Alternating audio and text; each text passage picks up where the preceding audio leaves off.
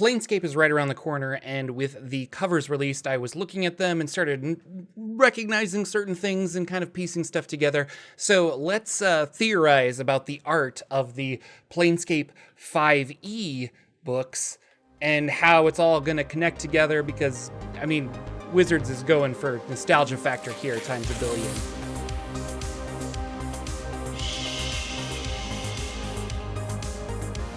Hey everybody, Jordan here, the PH is silent, and with these new Planescape 5e covers, I wanted to uncover some of the mysteries that they might have. The art seems very deliberate, and a lot of people are putting together certain things. Also, looking at the map of Sigil and the Outlands, there are some minor changes that are happening that I thought would be interesting to talk to you about. So first of all, there's Turn of Fortune's Wheel, which is the title of the adventure, but Fortune's Wheel is the name of a pub, an establishment within Sigil that is also a gambling den for the super wealthy. And the main attraction of Fortune's Wheel is the wheel, where you can place bets and spin it, and it has various things that will happen. You could lose your money, you could win a magic item. So it's interesting, it's called Turn of Fortune's Wheel.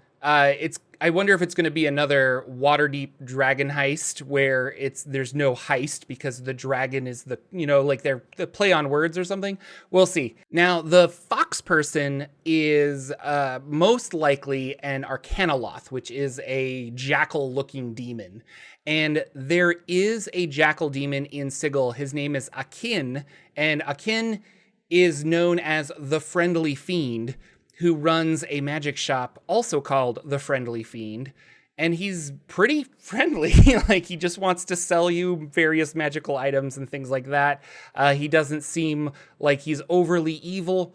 The art for second edition makes him very masculine with like a mustache and things like that. And this art just looked kind of feminine to me. So I was wondering if this might be a child and some kind of offspring, or maybe Arcanoloths change over time, or they're just going in a different direction entirely with this character, or it's a new character. But I thought it was worth noting that there is Akin, the Friendly Fiend. The skull in the background could be a lich, but it really reminded me immediately of the Mimir, which is this talking skull that can provide you information on the Outlands. And it's an in-game item that came with a out-of-game audio CD, and you would play the tracks. And if you're curious, I made a video on the Mimir that I'll link down below, but also all of those tracks are on YouTube as videos, and they still hold up. It's super fun. Like, they're kind of cheesy, but you can get some really cool information.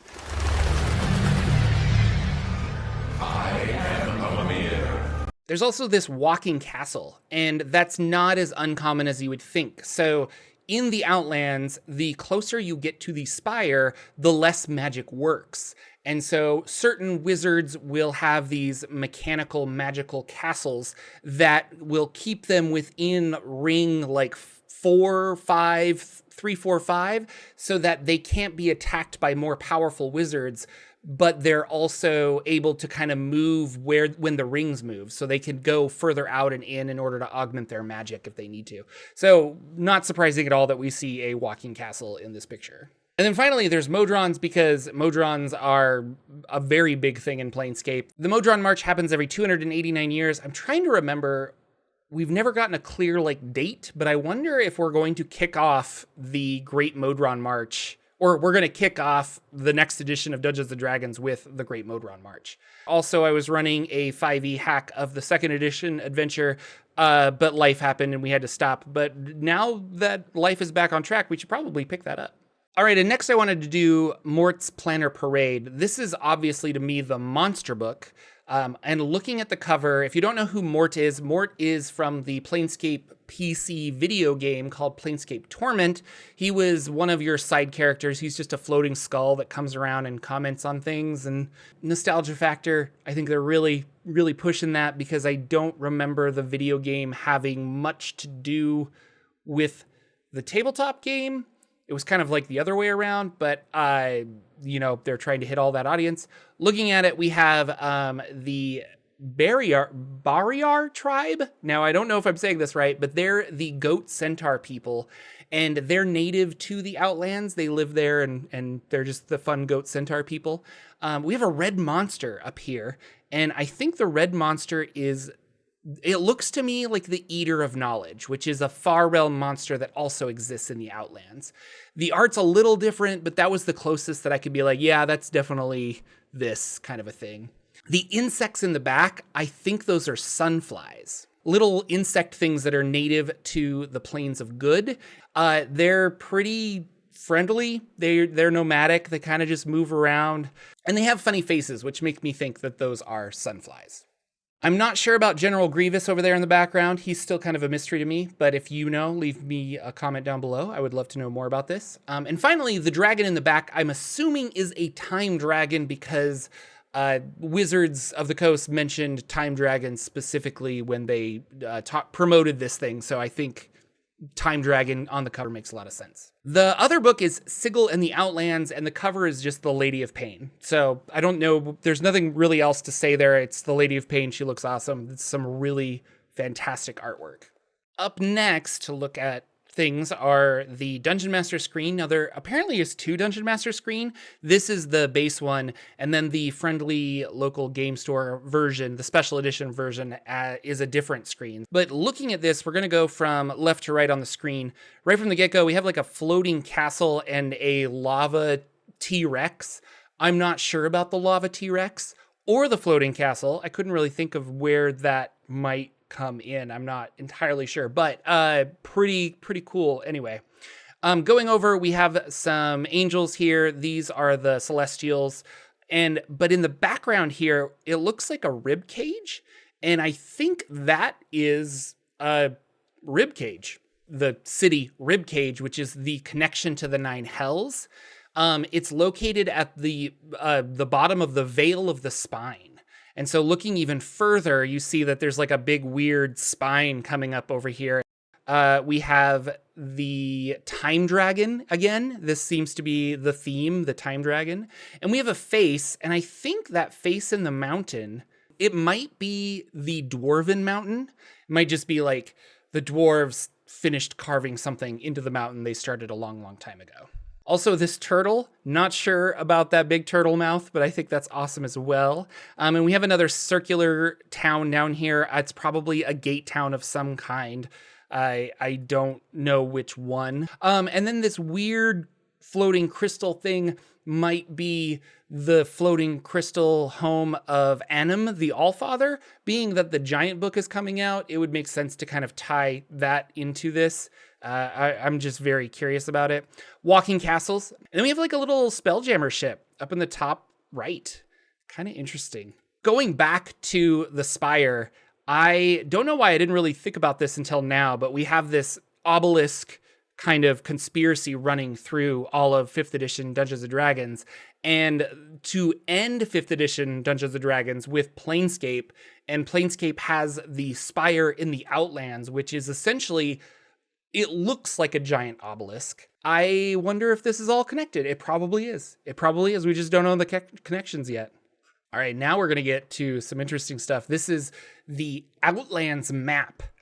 This is an updated Outlands map that has some pretty interesting little changes that I wanted to bring up. First of all, this map is beautiful. The original one is also very pretty, but I don't know. There's just something about this watercolory feel to it. I like this map a lot. So remember I brought up Anim, the Allfather, the deity of the giants, the head deity. He was listed in 2nd edition as having a place within the Outlands called the Hidden Realm. And no one really knew if it existed. Nobody really knew much about it at all. But it's interesting because it is listed on this map for 5th edition. It's straight up just called the Hidden Realm. It's right there next to the water, close to the Spire.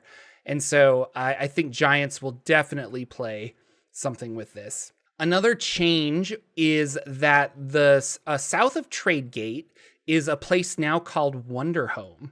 And before, it was known as Tir Naog. And I don't know why it was replaced with Wonderhome. It probably is just... I don't know, a better name or something. We'll see.